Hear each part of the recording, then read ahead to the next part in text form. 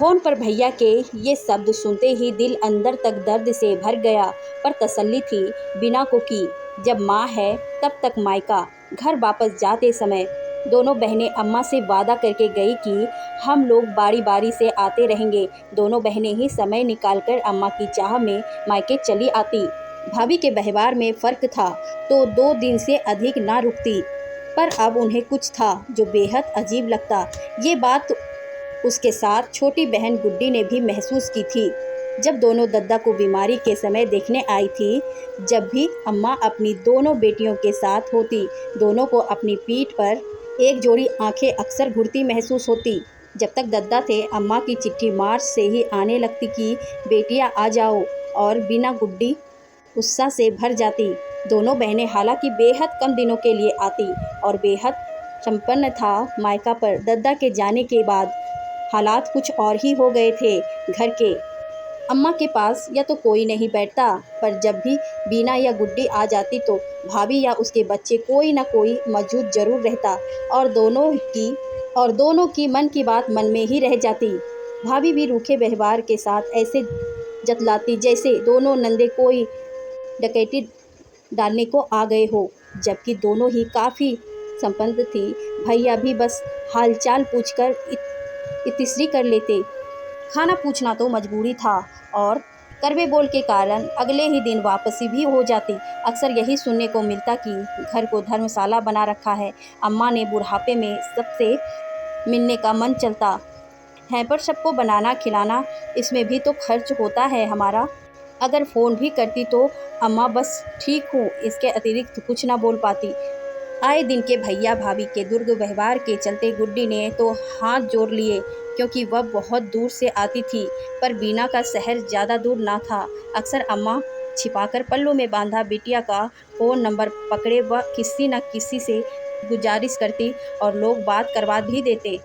बेटी चाहे जितनी भी बूढ़ी हो जाए, पर माँ की ममता की चाह कभी कम नहीं होती। कई महीनों बाद फिर अम्मा ने रह लगाई तो बीना भी आ गई, पर अब की बार एक सुखद आश्चर्य था कि माँ की पहरेदारी नहीं हो रही थी। रात भर अम्मा ने बीना से मन की बातें की। भाभी और भतीजी भतीजा भी अपना काम कर रहे थे। आदत के मुताबिक अगले दिन बीना ने अम्मा से गुड्डी की बात भी करवा दी। वापसी के समय अम्मा बच्चों की तरह बिलख के रोई कि आ जाया करो जल्दी, पता नहीं अब की बार मैं मिलूँ या ना मिलूँ। जाने क्या था उसकी आवाज़ में कि बीना का मन सहज गया। लगभग 20 दिन बाद खबर मिली कि अम्मा नहीं रही। बीना बदमाश दौड़ कर मायके गई। कहने को तो बीना भी नानी बन चुकी थी, पर माँ की मोह में उनकी मृतदेह से घंटों लिपट के भी रोती रही। अम्मा अपनी अंतिम यात्रा पर बढ़ गई, पर बीना को अम्मा की विदाई अच्छी भी लगी कि उन्हें रूखे और जिल्लत भरे व्यवहार से मुक्ति मिली। तब जबकि अम्मा काफ़ी आत्मनिर्भर थी।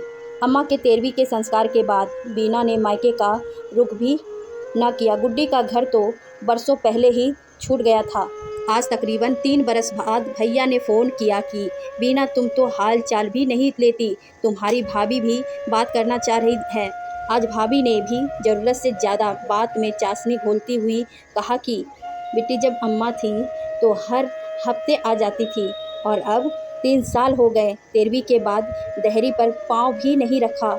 ना चाहते हुए भी बीना के जख्म हरे होकर रिस पड़े। बस लालच था तो सिर्फ अम्मा के पास 2 दिन गुजारने का, वरना अपने घर में रोटी और जगह की कमी किसी भी औरत को नहीं होती। एक माँ ही है जिसके रहते बेटी बड़ी नहीं होती।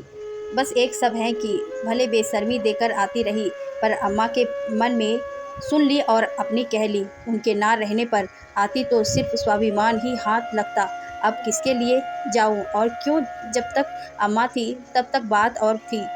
बस करो बिट्टी, अब हमें अपनी गलती का एहसास है, बहुत बुरा किया है तुम दोनों के साथ। हमने आज जब तुम्हारी भतीजी को देखने को तरसे है तो अम्मा की तरफ समझ में आती है, जिन्हें हमने सिर्फ बहू के चश्मे से ही देखा। अगर 2 दिन को भी आ जाओगी तो अच्छा लगेगा। भैया और भाभी के बेहद कहने पर बीना मायके गई तो भाभी में बड़ा बदलाव पाया। ये वही भाभी थी जिनके डर से अम्मा अपने मन की बात भी ना कर पाती।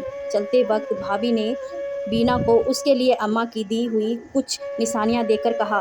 बीना ने विनम्रता से इनकार करते हुए कहा कि भाभी, मुझे सिर्फ अम्मा और अपनों का मोह था, इन बेजान चीज़ों का नहीं। भाभी आंसू पोंछकर रूधे गले से बोली कि हारती रहना बिट्टी, बुढ़ापे में ही सही, लेकिन ये समझ आ गया कि इन बेजान चीज़ों की चाह में इतना आगे बढ़ गई, हम की रिश्तों के जान ही छीन ली।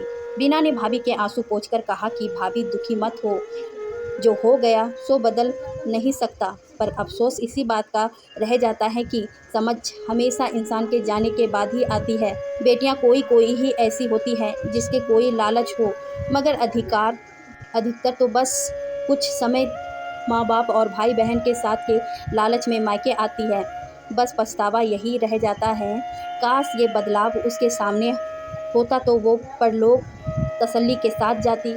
गाड़ी में बैठने के बाद भी बीना ने पलटकर देखा तो भाभी पल्लू से अपनी आंखों बार बार पोंछ रही थी।